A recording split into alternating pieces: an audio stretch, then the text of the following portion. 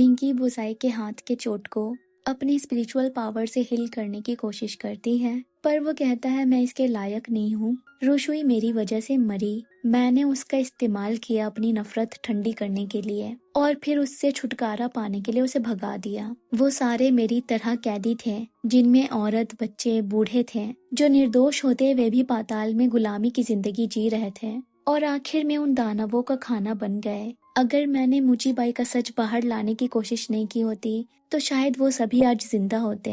मिंगी उसे खुद को दोषी ठहराने से मना करती है और उसे गले लगाकर दिलासा देती है। दिन वो 27 के पास आती है और बताती है उसे स्वर्ण स्वप्न मिल गया, पर उस पे ब्लड सील लगा हुआ है जिसे सिर्फ बुझाई ही हटा सकता है। हालांकि उसे खुशी होनी चाहिए थी कि जिस चीज के लिए वो यहाँ तक आई वो उस तक पहुंच गई, लेकिन फिर भी वो खुश नहीं होती। वो रोते हुए 27 से कहती है, अभी हमारा सबसे बड़ा मकसद है मुचीबाई और उनके दानवों के फौज को रोकना। जिस पे वो बोलता है पहले मिंगी को एंटीडोट से खुद को हील करना होगा, तभी उनके मुचीबाई से जीतने के चांसेस बढ़ जाएंगे। पर मिंगी को पहले मुचीबाई को रोकना है, जिसमें उसे अपने कंपेनियन बीस्ट की जरूरत है और 27 भी उसके हमेशा की तरह साथ देने को तैयार हो जाता है। वही मुचीबाई जिनकी हर कोई हुक्म मानता है अभी चाओयू के सामने सर झुकाए बताते हैं भले ही उनका पाताल जजमेंट हॉल ने बंद कर दिया हो, लेकिन वो अब भी अपने सोल कंज्यूमिंग ट्री की मदद से नेदर बीस्ट को पाल रहे हैं।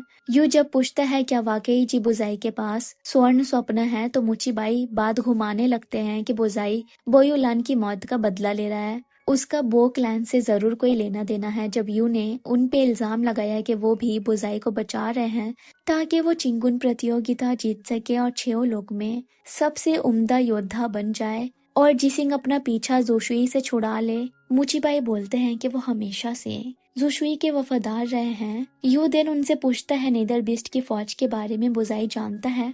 वो बोलते हैं अब तक नहीं। वहीं उसे चिंता सता रही होती है, नेदर बीस्ट किसी भी वक्त तैयार हो सकता है। सोल कंज्यूमिंग ट्री पाताल तक जा रही है, जिससे मुचीबाई अपना खेल अब तक जारी रखे हुए हैं। ऊपर से उसके जैसे अनाथ इमॉर्टल वहां मारे गए। लॉर्ड हानफिंग ऐसे ही लोगों को निशाना बनाते हैं ताकि कोई उनको ढूंढ ना सके। अब उसे किसी भी तरह से उन्हें रोकना है, इसलिए वो खुद नेदर बीस्ट का वेसल बनने का फैसला करता है। मिंगी बोलती है तुम चिंग्यून में भाग लेने वाले हो, तुम्हारे साथ कुछ गलत नहीं होना चाहिए। तुम्हें कुछ हो गया तो फिर मुचीबाई को वैसे भी नहीं हरा पाएंगे हम, इसलिए मुझे ये काम करने दो। पर बुजाई कहता है ये मुझे ही करना होगा क्योंकि तुम्हारे पास रूहानी रक्त तो है, लेकिन वो उतनी ताकतवर नहीं है जितने उन दानवों के लिए चाहिए। मिंगी से वो पूछता है सारा प्रोसेस। वो बताती है एक वेसल बनने के 3 स्टेज होते हैं। पहला अपने कोर को स्ट्रॉन्ग करने के लिए स्पिरिचुअल पावर कल्टीवेट करना, देन उसमें नेदरबीस्ट को एब्जॉर्ब कराना जिससे उसके अंदर नेदरबीस्ट के कोर बन जाएंगे।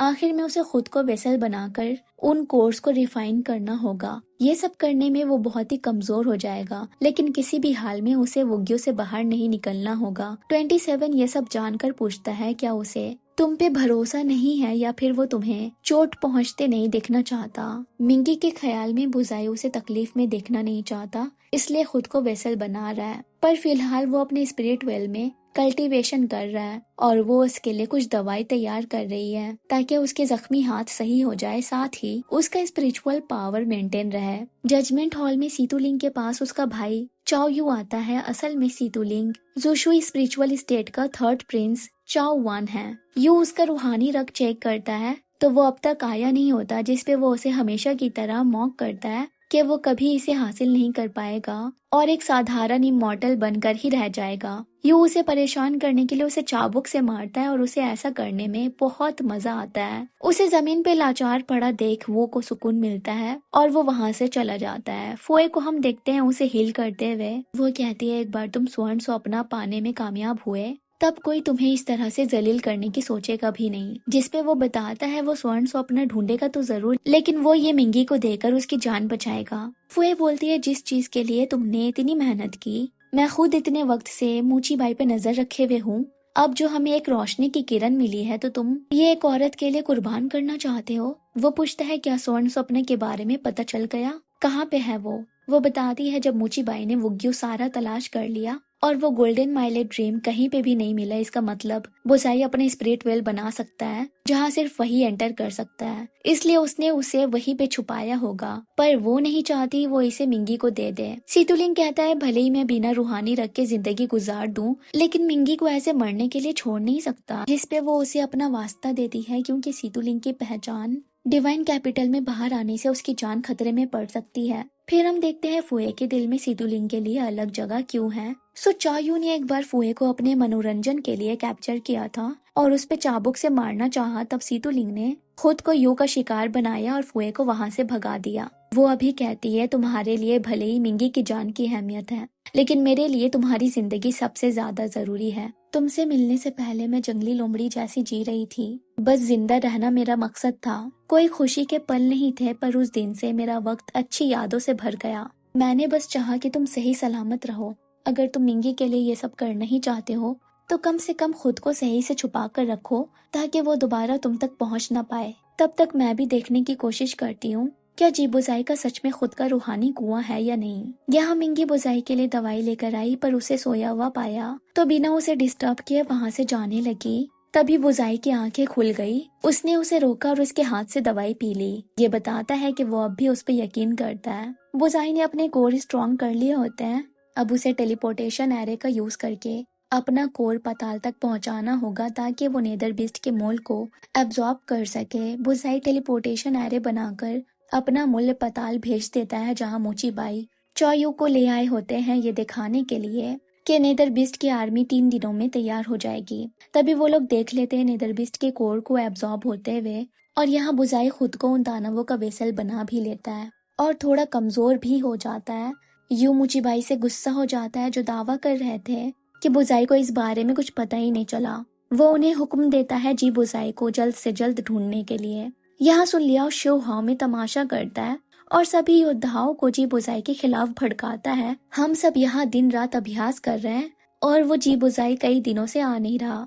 हमेशा अपनी मनमर्जी करता है। वो तो मुखिया होने के लायक ही नहीं है। जब उसे हमारी जीत की कोई पड़ी ही नहीं है तो हम क्यों इतनी मेहनत करें। ये सारी हलचल सुनकर तियांजी भी आती है, जिसे सुनलियाओ कहता है आप ही ने जी बुजाई को बढ़ा कर रखा है। मुझे नहीं लगता उसे प्रतियोगिता से कोई लेना देना है। वो बस अपने मुजरिम होने के नाम को साफ करने के लिए योद्धा बना। जिस पे तियांजी कहती है तुम्हारा बहुत शुक्रिया मेरी अकल से पर्दा हटाने के लिए, लेकिन अगर ऐसा है तो हमें उसकी जगह किसी और योद्धा को रखना चाहिए।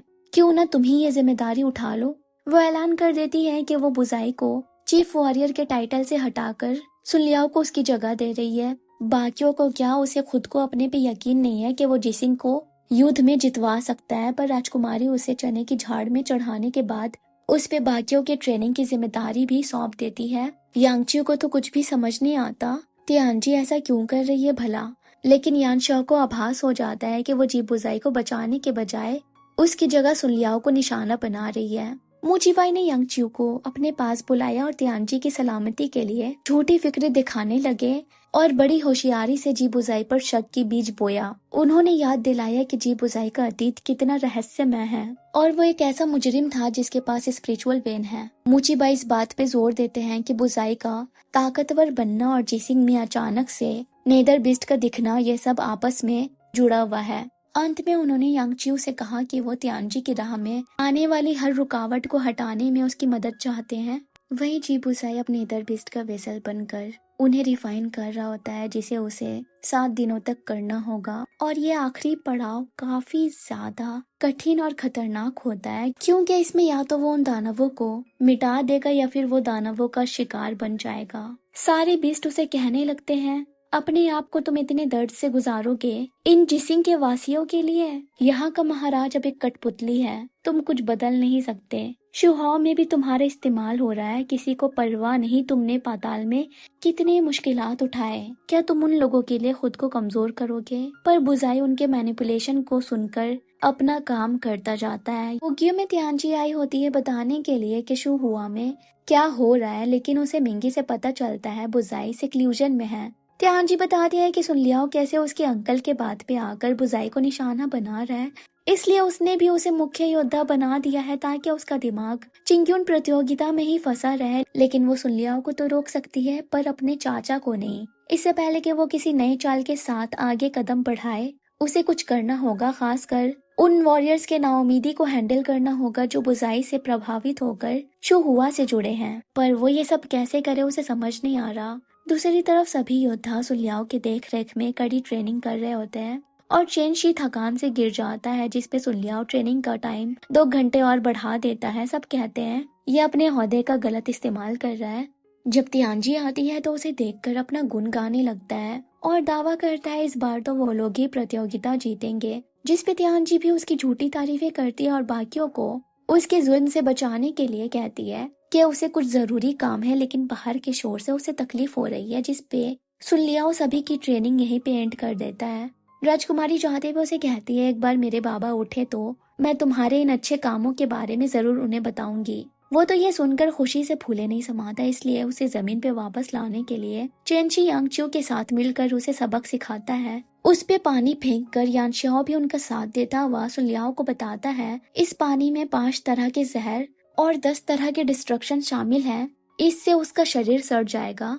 पर वो दिखाता है कि उसके पास इसका एंटीडोट है। वो उसके हाथ से ये लेकर फौरन से खा लेता है, जिसपे यानशियाओ बोलता है अब इसकी वजह से वो बहुत ही कमजोर हो जाएगा, यहाँ तक के चल फिर भी नहीं पाएगा। यहाँ फुए सीतुलिंग के पास एक बग लेकर आती है जो उन्हें स्पिरिट वेल के एंट्रेंस तक ले जा सकता है और ये उसने मांगफू स्वाम से लाया है, जिसमें उसे चोट भी खाना पड़ा। ये देखकर सीतुलिंग को उसकी फिक्र होने लगती है, पर वो कहती है ये छोटे मोटे चोट है जो जल्दी भर जाएंगे। यानशियाओ ने सुलियाओ की कंडीशन की रिपोर्ट मुचीबाई को दी कि वो प्रमोट होने की खुशी में इतना पीने लगा कि बीमार पड़ गया। मुचीबाई ने बोला क्या तुम्हें सच में लगता है तियांजी उसको इस लायक भी समझती है? वो अब बच्ची नहीं रही जिसे नचाया जा सकता हो। और सुलियाओ भी मेरे ही कहने पे शुहुआ में परेशानियां खड़ी कर रहा था। यानशियाओ ने कहा वो जानता था, पर उसने सोचा सुलिया उनके दिए हुए काम को कर ही लेगा और राजकुमारी के बहलावे में नहीं आएगा, इसलिए उसने भी बीच में आने की कोशिश नहीं की। जिस पे लॉर्ड हानफिंग कहते हैं तुम हासिल बहुत कुछ करना चाहते हो लेकिन निर्दय नहीं बनना चाहते, पर कुछ पाने के लिए थोड़ा तो कठोर बनना पड़ता है, वरना तुम मेरे किसी काम के नहीं होंगे। वो ग्यू में बुझाई के सिक्लूजन में गए 4 दिन हो गए। अब नेदर बिस्ट उसके पेनफुल यादों पे वार करके उसके अंदर के शैतान को जगाना चाह रहे हैं। उन्हीं यादों में एक याद वो थी जब वो पाताल में कैदी था और एक औरत उसके पास आकर रोने लगी और कहा कि वो उसे उनके बेटे की याद दिलाता है जो बन चुराते वक्त बाकियों से पीटा गया और आखिर में वो मर गया। उसके हाथ को कुचला गया और बुझाई के हाथ उन्हें उनके बेटे के हाथ जैसे लगते हैं। फिर वो उसे बन खिलाती है और इमोशनल ब्लैकमेल करके उसके हाथों के निशान एक कपड़े पे ले लेती है, ये कहकर के वो इस निशान के जरिया अपने बेटे को अपने आसपास महसूस करना चाहती है। पर असल में वो अपने बच्चे के गुनाह का इल्जाम बुझाई पे डालना चाह रही थी ताकि उनका बेटा बच जाए और उसे मेडिसिन बनाने के लिए भेजा न जाए, क्योंकि वहाँ जो जाते हैं जिंदा लौट कर नहीं आते और उसकी जगह बुझाई को मारा पीटा जाता है और आसमानी गम रिफाइन करने के लिए उसे ही जाना पड़ता है। उसके बाद से उसने बाकियों पे भरोसा करना ही छोड़ दिया। उसकी सारी पेनफुल मेमोरीज उस पे आहिस्ता आहिस्ता हावी हो रही होती है। पाताल में चाबुक से मार खाते रहना, बिना आराम किए आसमानी गम बनाना, आखिर में वो उनसे बच निकला।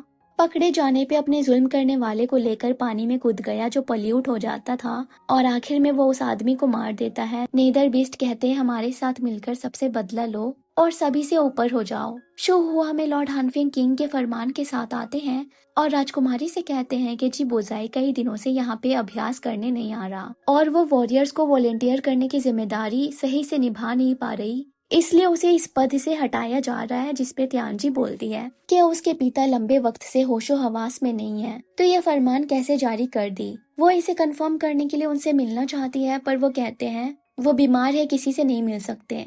जिसपे तियांजी पूछती है तो फिर आपने उनसे मुलाकात कैसे कर ली और फरमान लेकर कैसे आ गए। मुचीबाई के पास कोई जवाब नहीं होता तो कहते हैं बुझाई अपनी मन मर्जी करता है, तुमसे वो नहीं संभल रहा तो पूरे शुहुआ को कैसे संभाल पाओगी। वो कहती है और अगर मैं बुझाई को यहाँ लाने में कामयाब हुई तब तो आप मुझे इस कर्तव्य के काबिल मानेंगे। वो कहते हैं हाँ जरूर। तभी बुझाई मिंगी के साथ आ पहुँचता है। पिछली बार जब तियांजी वो क्यों गई थी तब मिंगी ने बताया मुचीबाई नेदरबिस्ट की आर्मी खड़ी कर रहा है जिसिंग पे कब्जा जमाने के लिए। उसी के कोर को बुझाई रिफाइन कर रहा है, जिसमें उसे वैसे तो 7 दिन लगते हैं, पर बुझाई ये काम 5 दिनों में करने की कोशिश कर रहा है ताकि मुचीबाई कोई और चाल न चल सके।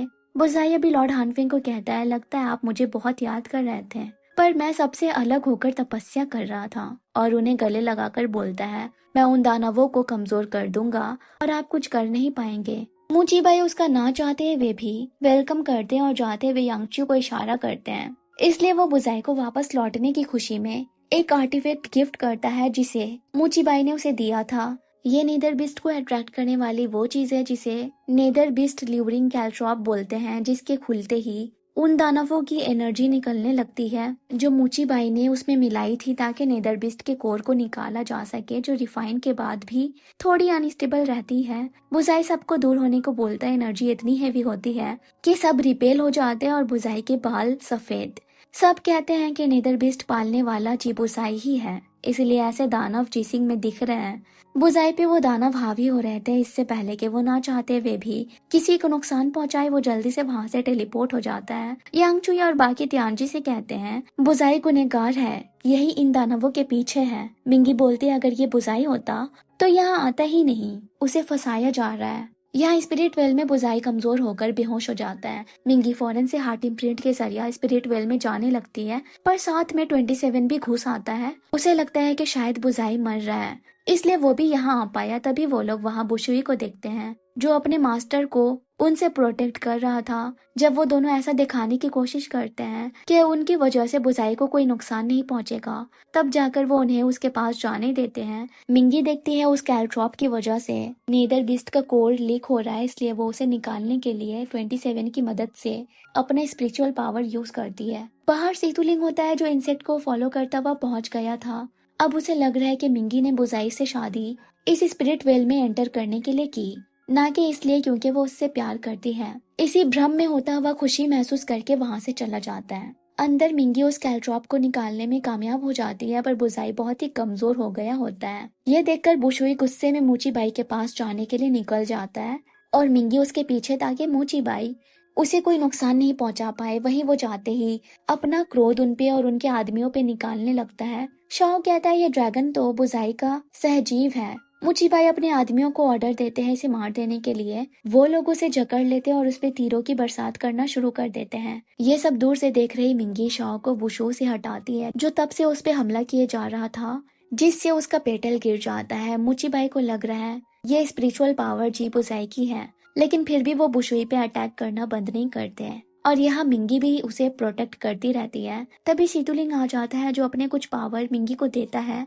जिससे वो दोनों बुशी को आजाद करने में कामयाब हो जाते हैं। वो भी मुची बाई शाओ और बाकियों को बुरी तरह से इंजर्ड करके भाग जाता है। सीतुलिंग मिंगी को हिल करने के लिए आगे बढ़ता है, पर वो उसका शुक्रिया करके जीबुजाई के पास चली जाती है। ये सब दूर से चायू देख रहा होता है। जब मिंगी वापस स्पिरिट वेल पहुंचती है तो उसने देखा कि जीबुजाई अब भी बेहोश पड़ा है। बुशुई ने उसे बताया उन्होंने कैल्ट्रॉप तो निकाल दिया है, पर नेदर बिस्ट कोर लीक होने की वजह से वो किसी भी पल अपना मानसिक संतुलन खो सकता है। उसका शरीर और आत्मा इतना कमजोर हो चुका है कि पाताल के वो भयानक सपने जिन पर उसने बड़ी मुश्किल से काबू पाया था अब वापस लौट आए हैं। उसने ये भी बताया कि जहर के बाद भी बुजाई पाताल के आलूदा हवाओं और जड़ी बूटियों की वजह से जिंदा था, पर ऐसी जिंदगी से वो आजाद होना चाहता था क्योंकि अंदर से जहर ने उसे खोखला कर दिया था। वो था जब उसकी मुलाकात बोयुलान से हुई, तब जाकर उसके पुराने जख्म पूरी तरह से भरे और उसे सही मायनों में नया जीवन मिला।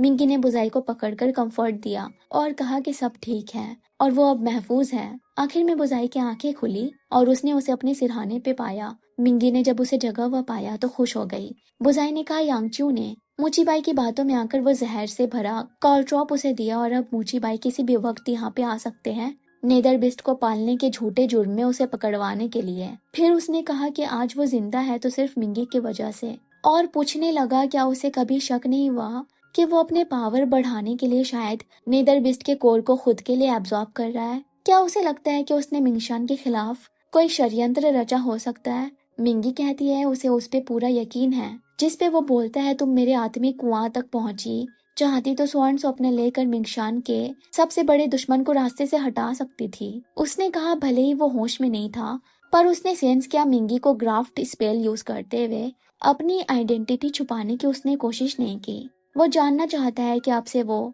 उसके साथ ईमानदार रहेगी, क्या उसकी फीलिंग्स सच्ची है। इससे पहले कि वो कुछ कहे शुन बताती है मूचीबाई और सीतू लिंग आए हैं। मिंगी बाहर आकर मुचीबाई से कहती है कि वो उसके पति को फंसा रहे हैं, जिसपे वो कहते हैं जब से हुजाओ ने खुद को महाराज के हवाले किया, मुझे बुजाई पे शक था कि वो इन दानवों को पाल रहा है, बस इसकी जांच कर रहा था और सबूत सबके सामने है। वो बुजाई को कैप्चर करने के लिए आगे बढ़ते हैं। तब सीतू लिंग, जिसे जी बुजाई पे नहीं पर मिंगी के यकीन पे पूरा भरोसा है, कहता है उन दानवों की ऊर्जा उसके पालने वाले से कभी नहीं जाती। अगर बुजाई सच में गुनहगार है तो आज फिर से उसकी परीक्षा लेकर देखा जाए।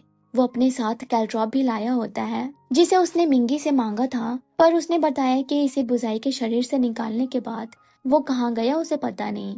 उसने बोला कि वो कोई रास्ता निकाल लेगा, कैलट्रॉप ढूंढकर उससे इविल एनर्जी हटा देगा। मुचीबाई कहते हैं कौन जानता है, इस पे किसी ने छेड़छाड़ किया हो सकता है, जिसपे सीतू लिंग ये उन्हें बढ़ाकर कहता है ठीक है आप खुद ही जांच कर ले, पर वो इसे हाथ नहीं लगा सकते हैं क्योंकि पाल तो वो रहे हैं और इसे हाथ लगाते ही नेदरबिस्ट की ऊर्जा उनसे निकलने लगती। यांगची याद करता है मुचीबाई ने उसे यह स्पैचुला से दिया था, हाथ ने लगाया था। वो कहने लगता है सीतू लिंग तुम इसे ऐसे हाथों से क्यों पकड़े हुए हो? मुचीबाई ने कहा था ऐसे हाथों से नहीं पकड़ते। तभी लॉर्ड हानफिंग उसकी आवाज ही बंद कर देते हैं और यानशियो को कहते हैं इसकी जांच करो, लगता है ये बीमार है इसलिए कुछ भी कह रहा है। बुजाई जल्दी से अपने पावर से मुचीबाई के स्पेल के असर को तोड़ देता है और कॉलट्रॉप को लेकर सबके सामने दिखाता है कि वो नेदरबिस्ट को नहीं पाल रहा। मुचीबाई सीतुलिंग की तरफ गुस्से से देखते हैं, जिसकी वजह से उनका सारा प्लान फ्लॉप हो गया। तभी बुजाई कॉलट्रॉप मुचीबाई की तरफ फेंक देता है और इसे पकड़ते ही उनके अंदर से नेदरबिस्ट की एनर्जी बाहर आने लगती है।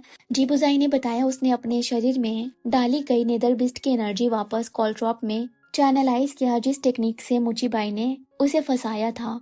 वो एनर्जी इतनी स्ट्रॉन्ग थी कि उसे अपने हुलिये को सही करने में वक्त लग सकता है। बुजाई आगे बोलता है कि मुचीबाई ने यांगचियो का इस्तेमाल करके उसे फंसाने की कोशिश की, इस कॉल ड्रॉप में छेड़छाड़ करके। उसने अभी बस उनकी ही ट्रिक उन पे यूज की। वो जजमेंट हॉल जाकर ये साबित करने का दावा भी करता है। सभी सोचने लगते हैं कि शायद लॉर्ड हानफिंग ने ही उसे सच में फंसाने की कोशिश की। तभी शाओ आकर उनका गुनाह अपने सर ले लेता है और बताता है ये सब के पीछे वो था, वही बुजाई को टेस्ट करना चाहता था इस कॉल ड्रॉप से जो शिनमिंग का है, और सारे इल्जाम मरे हुए इमोर्टल पे लग जाती है कि उसी ने इसमें कुछ गड़बड़ की होगी। मुचीबाई भी उसे एक ऐसा कुत्ता कहने लगते हैं जो उनका वफादार नहीं और उनके पीठ के पीछे ये सब करके उनका नाम खराब कर रहा है। वो सीतुलिंग को कहता है शाओ को कड़ी तरीके से जांच करने। ये देख रहा यानशाओ समझ जाता है ये किसी को भी अपने इस्तेमाल करके फेंकने में वक्त नहीं लगाने वाले। साथ यांगचियो को भी इन्वेस्टिगेट करने के लिए ले जाया जाता है। सबके वहां से जाने के बाद मिंगी एक के बाद एक पेटल गिरने से कमजोर होने लगती है, पर बुजाई से कहती है कि ग्राफ्ट स्पेल उलट पड़ गई है। वो जब उसके वेंस चेक करने जाता है तो कहती है कि मुचीबाई हारने के बाद फिर से उस पर अटैक कर सकते हैं, इसलिए उसका अभी नेदरबिस्ट को रिफाइन करना ज्यादा जरूरी है। वो अंदर भाग जाती है ये कहते हुए कि थोड़ा आराम करने के बाद वो सही हो जाएगी। यहाँ यान शियाओ यांगचियो को रिहा कराने जेल आता है, पर उसके मन में एक सवाल है, अगर बुजाई बेकसूर है तो लॉर्ड हानफिंग उसे फंसाना क्यों चाह रहे हैं? आखिर उनका मकसद क्या है? ऊपर से उसे टेंशन है अब त्यानजी को क्या मुंह दिखाएगा, वो तो शायद उसे कभी माफ नहीं करने वाली। यानशाओ हंसते हुए बोलता है जो मुचीबाई के आदमी है वो सभी त्यानजी के दुश्मन, जैसे कि वो दोनों। वो बोलता है मैं कब से उनका आदमी हो गया, मैं तो बस उनका दूर का रिश्तेदार हूँ। त्यानजी के वजह से उनके साथ मेल मिलाप करता हूँ, उन वक्त में मौजूद होता हूँ जब तुम उनसे मिलने जाया करते हो। फिर उसे रियलाइज होता है कि वो और यानशाओ तो सच में उनके ही आदमी हैं। वो इस बात की तरफ भी इशारा करता है कि यानशाओ पहले सिर्फ गार्ड था, लॉर्ड हानफिंग की वजह से वो प्रमोट होकर फिजिशियन बना, तब से त्यानजी उससे दूर होती चली गई। वो उसे कहता अब से मैं मुचीबाई से दूर रहूंगा, तुम भी ऐसे ही करना, पर वो खामोश रहता है, जिसपे वो बताता है कि उसे अच्छे से पता है वुग्यू में लॉर्ड हानफिंग ने यानशाओ को उसे मार देने का इशारा किया था। यानशाओ पूछता है कि तुम्हें लगता है मैं तुम्हें मार सकता हूँ? वो कहता है नहीं, इसीलिए कह रहा हूँ पहले मुचीबाई अच्छे हुआ करते पर अब बुरे हो गए हैं। पास्ट में जब यानशाओ को बुली किया जाता था तब उसे मुचीबाई ने बचाया और सबसे कहा कि आइंदा इसे कोई तंग न करे। इवन उसे लांगवान पैवेलियन जाने की इजाजत भी दे दी और उसके हाकिम बनने की शुभकामनाएं दी और बोला कि वो बस जिसिंग को फलता फूलता देखना चाहते हैं। अभी वो यांगचियो को बताता है कि वो मुचीबाई के लिए काम इसीलिए करता है क्योंकि उसे ऊंचे से ऊंचे मकाम पे पहुंचना है, क्योंकि उन जैसों के पास बड़े नामवर फैमिली जैसी प्रिविलेज नहीं होती जेल से जाते वक्त यानशाह की नजर शॉ पे पड़ती है, जिसकी हालत मार खाकर बुरी हो रखी थी। यहाँ मुचीबाई को भी अपने अटेंडेंट की कमी खल रही थी। साथ वो अपने मुरझाए पेड़ों को देखकर दुखी हो रहे थे। यानशाह आता है तो उसे एक मेडिसिन देते हैं अपने भाई को दे देने के लिए, जिसपे वो बोलता है, महाराज वैसे ही बूढ़े हैं, उनके पास ज्यादा वक्त नहीं, हमारा ऐसा करना जरूरी नहीं है। मुचीबाई उसे चॉइस देते हैं, एक की जिंदगी बचाना चाहते हो या लाखों की। वहीं बुजाई नेदरबिस्ट के कोड लीक होने पे फिर से उन्हें डिफाइन कर रहा होता है। इस बार वो एक कमजोर वेसल बन गया जिस पे नेदरबिस्ट का प्रभाव आसानी से पड़ सकता है। यहाँ मिंगी को 27 हिल करता है। उसे भी रियलाइज हो गया है कि जैसे जैसे पंखुड़ियां गिरेगी वैसे वैसे उसकी सिचुएशन और भी बुरी होती जाएगी। इसीलिए वो 27 से बोलती है, इससे पहले कि कुछ हो जाए उसे उसके साथ सर्वेंट मास्टर का स्पिरिट पैक्ट एंड कर देना चाहिए, ताकि एटलीस्ट एक तो सरवाइव कर सके। 27 रूठ जाता है क्योंकि वो मिंगी को अपनी फैमिली समझता है। तभी शुन बुझाई के सिक्लूजन में जाने से पहले दिए गए इंस्ट्रक्शन से काढ़ा बनाकर मिंगी को देने के लिए आती है। सीतुलिंग भी वुग्यू आता है उसके लिए टॉनिक लेकर। मिंगी उसे 2 बार मदद आने का बदला चुकाने की बात करती है, तो वो कहता है, अगर कुछ करना ही चाहती हो तो शादी के लिए मुझे अपना हाथ दे दो। पर मिंगी को शॉक्ड देखकर कहता है, मैं तो मजाक कर रहा था, लेकिन जब तुम बुझाई को छोड़ो तो मेरे पास जरूर से आ जाना। फिर वो बताने लगता है कि कैसे वो एक जिंदा लाश था, पर उससे मिलने के बाद से वो यहाँ तक आ पाया। फिर वो मिंगी का हेयर पिन निकाल कर यादगार के तौर पे अपने पास रख लेता है। इसी को अपने संदूक में रख रहा होता है कि तभी फोए आ जाती है, जिसे वो बताता है बुजाई ने सच में अपना स्पिरिट वेल बना रखा है, इसलिए मिंगी ने उससे शादी की। फोए कहती है, अगर उसने स्वर्ण सौंपने के लिए हार्ट इम्प्रिंट किया तो अब तक वो एंटीडोट हासिल क्यों नहीं कर पाई। क्या पता बुजाई ने उसे प्रोटेक्ट कर रखा हो। साथ ही वो चाओ यू जिसने सीतुलिंग के बारे में जान लिया है, वो कभी भी उसके लिए खतरा बन सकता है, इसलिए उसे रास्ते से हटाने के लिए खुद को चारा बनाने की बात करती है। पर सीतुलिंग उसे ऐसे कोई भी कदम उठाने से मना करता है। यहाँ मुचीबाई यू को रिपोर्ट देते हैं कि बुजाई उनके हाथ लगी जाता, पर बीच में सीतुलिंग ने आकर सब गड़बड़ कर दी। लेकिन उनके पास दूसरा प्लान भी है। बुजाई भले अभी सिक्लूजन में कोड रिफाइन कर रहा है, लेकिन कैलट्रॉप की वजह से उसके शरीर को भारी नुकसान पहुंचा है, इसलिए वो उसे आसानी से ढेर कर सकते हैं। बस उन्हें उसके ठिकाने तक पहुंचना होगा। चौ यू मुचीबाई की धुंधली विजन में रोशनी डालता है कि बुजाई के इतना जख्मी होने पे भी उसका कंपेनियन बीस्ट हानफिंग के आदमियों पे भारी पड़ गया, क्योंकि उसकी मदद वो लड़की कर रही है जिसके पास स्पिरिचुअल वेन है। वो समझ जाते हैं कि बात मिंगी की हो रही है। चौ यू जाते हुए उन्हें इशारा करता है कि अब वक्त आ गया है उनका सोल सीजिंग टेक्निक यूज करने का। इस प्लान को एग्जीक्यूट करने के लिए सुन लिया मिंगी की करीबी दोस्त जांगताई को मुचीबाई के कहने पे अगवा कर लेता है और उसे अंडरग्राउंड चेम्बर लाकर टॉर्चर करता है, जहां बोयुलान को मारा गया था। ये करते वक्त जांगताई के पास से उसे और मुचीबाई को एक घुंघरू मिलती है। वही मिंगी 27 को बताती है सीतुलिंग ने उसे बुजाई को छोड़ने के बाद अपने पास आने को कहा। वो बोलता है, ये पक्का तुमसे प्यार करता है। वो कहती है, नहीं, वो बस शुक्रगुजारी को मोहब्बत समझ रहा है। एक न एक दिन उसे इस बात का एहसास जरूर होगा। तभी उसे जांगताई का फ्लाइंग मैसेज मिलता है कि उसे मिंगी से अर्जेंटली कुछ डिस्कस करना है। यहाँ सीतुलिंग के कहने पे फुए किसी तरह से चाओ यू को मूनलाइट ब्लॉसम ले आती है और उसे बहुत ड्रंक करा देती है। इसके आगे संभालने के लिए वो वहाँ आता है, पर इससे पहले कि वो कुछ कर पाए वो उठ जाता है और बताता है कि वो तो उसकी जाल में फंसने का नाटक रच रहा था। वो सीतुलिंग को मारता हुआ उसकी माँ की तौहीन करने लगता है। तभी उसे लॉर्ड हानफिंग का संदेश आता है कि सब कुछ उनके प्लान के मुताबिक चल रहा है। वो सीतुलिंग को कहता है, मैंने देखा था तुम्हें उस लड़की मिंगी के साथ जिसकी तुम मदद कर रहे थे।